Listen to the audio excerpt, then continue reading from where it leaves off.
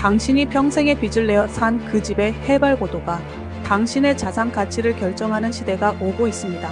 강남 한복판이 물에 잠길 때 빗물은 물리적 법칙에 따라 더 낮은 곳으로 흘러갑니다.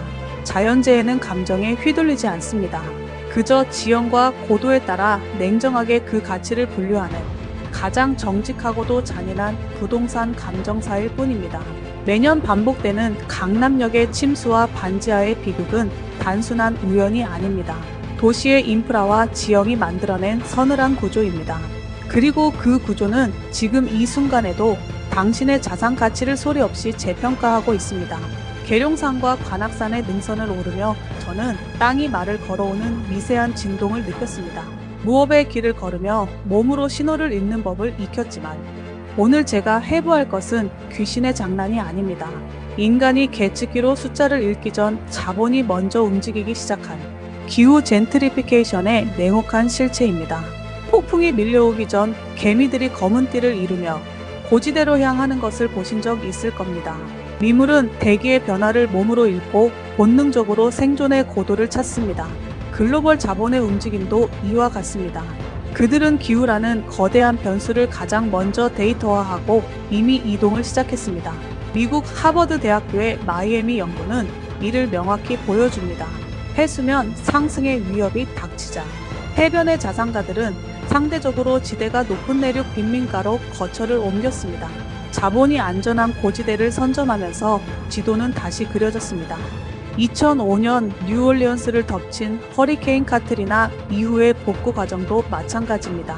자본이 집중된 구역은 빠르게 재건되었지만 그렇지 못한 곳은 10년이 지나도 예전의 모습을 찾지 못했습니다. 누군가를 원망할 일이 아닙니다. 자본은 그저 가장 효율적인 길을 찾았고 기후 리스크가 이제 투자 지표가 된 것뿐입니다. 이제 부동산의 가치는 수평적인 입지를 넘어 수직적인 고도로 재편되고 있습니다.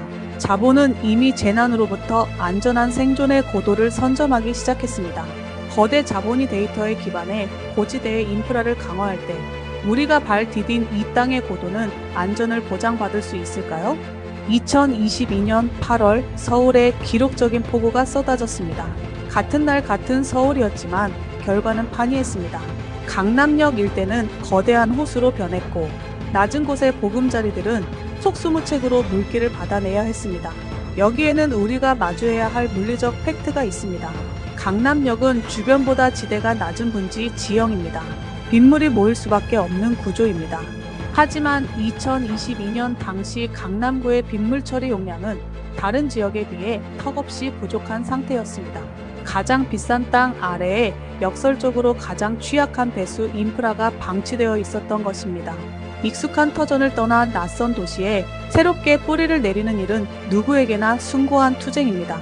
콘크리트 숲 한편에서도 흙을 고르고 작은 묘목의 성장을 기다리는 정직한 마음처럼 우리 모두는 매일 각자의 방식으로 삶의 무게를 버텨내고 있습니다. 하지만 기후 취약성과 경제적 취약성이 맞물리는 순간 그 치열한 노력은 무력해지곤 합니다. 전기료가 무서워 냉방을 포기해야 하는 현실은 단순한 개인의 문제가 아니라 기후 불평등이 안방까지 들이닥친 증거입니다.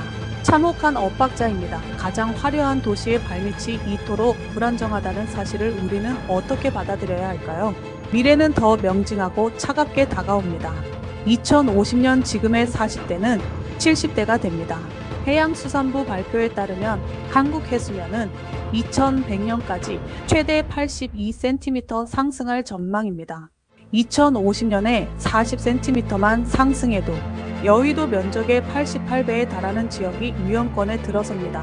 미래 부동산의 기준은 이제 학군이나 지하철역이 아닙니다. 바로 해발 고도와 기후 회복력입니다.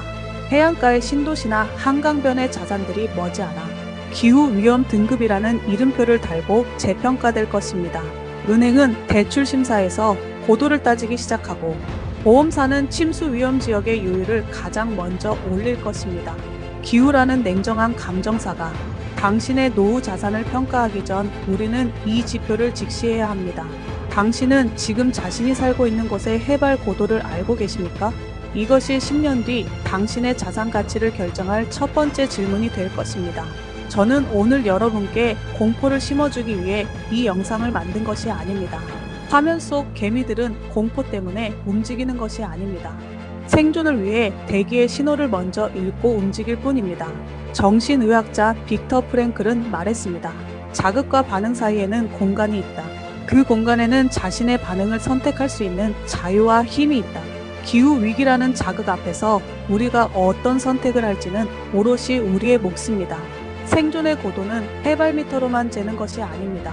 얼마나 먼저 신호를 읽고 준비하느냐로 측정됩니다. 오늘 이 차가운 통찰을 피하지 않고 끝까지 마주하신 여러분은 다가올 변화에 휩쓸리지 않고 삶의 항로를 개척할 굳건한 닻을 내리셨습니다. 세상의 파편화된 이면을 해부하여 다가올 미래에 대비할 단단한 지적 무기를 쥐어드리는 채널 월화연수였습니다.